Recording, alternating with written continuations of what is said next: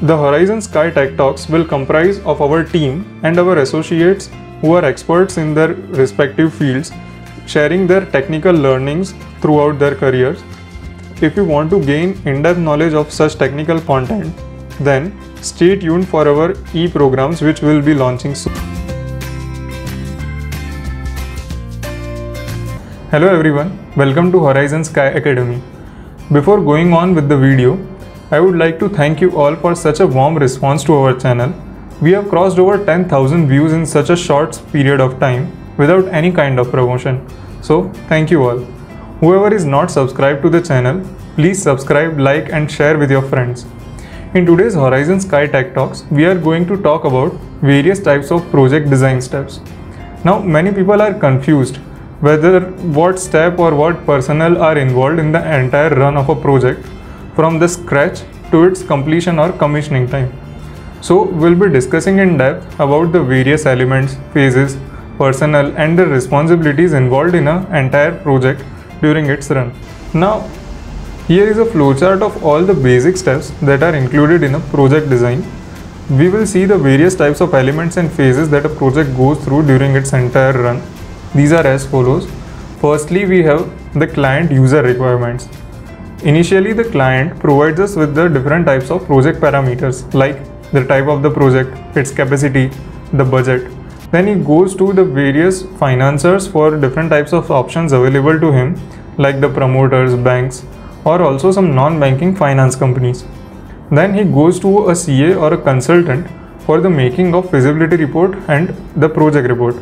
This brings us to the next step, that is the feasibility report and DPR, detailed project report. The CA and the feasibility consultant prepare the feasibility report and submit it to the bank after considering various aspects.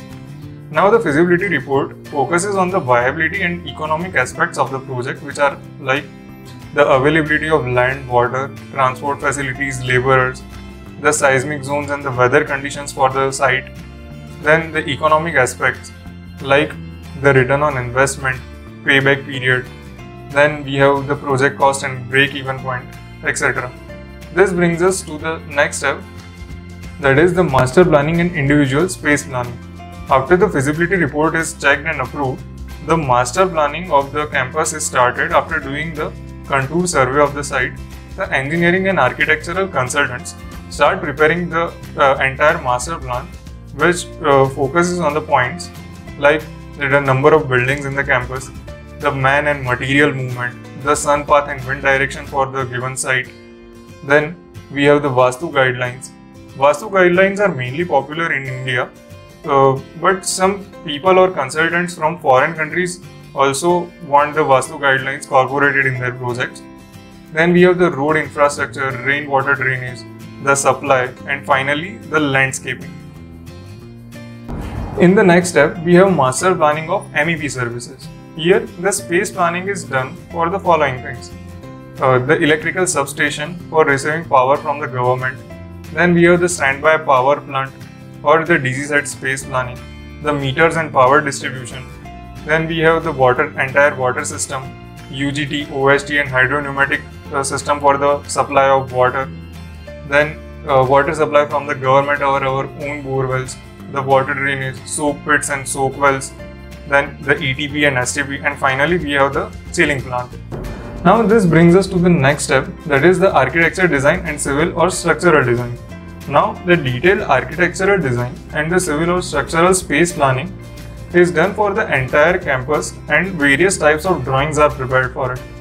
Also, if you want to know about various types of drawings that are required or prepared during the entire project, we have made a separate video for it, so surely go check it out. Now coming back to our discussion, the following drawings are generated. We have plans at various levels. After that, sections at various points in both the directions are prepared. Then we also prepare the front, back and side elevation of all the buildings and sites. Then after receiving the architectural plan, sections and elevations, the structural designer provides us with the structural planning of the entire campus after considering the following points like the static and dynamic loads that are acting on the structure, the SBC reports, the seismic and wind loads. In the next step, we have the MEP, HVAC, Electrical and Plumbing Engineering Design. We previously saw about the space planning for the MEP services. Now we'll look about the engineering design for the same. Firstly, RDS, a room data sheet is prepared wherein the exact requirements and specifications of all the utilities like power, air, steam, cooling, etc. is formulated and the sheet is prepared. From electrical point of view, the designing of the lighting fixtures, then the lighting points, CCTV, motors, then transformers, DC sets, etc. is done after the finalization of RDS. From mechanical point of view, the entire piping design of water system, boilers, compressors, ETP, STP and firefighting, etc. is done after the finalization of RDS. And from HVAC point of view, the designing of high wall units, DX units, then the centralized chilling plants, AHU, etc. is done after the finalization of RDS. Now, this brings us to the next step, that is the estimation, costing and tendering. After all the designs of architecture, civil, structure, mechanical, electrical, plumbing, etc. are finalized, then we prepare an estimate for the same. Now the prevailing market rates are applied to the exact requirements of all the materials that we have already calculated in an abstract measurement, and an approximate estimate is prepared from the same. Now, after deciding the estimate and the project cost, different types of contractors which are eligible for the execution of the work are invited by rolling out the tenders for the same. Once the execution of the project starts, then weekly meetings are done between the contractors, the client and also the engineers involved in the project. Thank you. Thank you for watching the video. Please like, share and subscribe to our channel.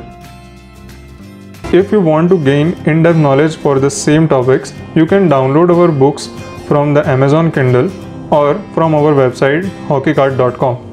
Thank you.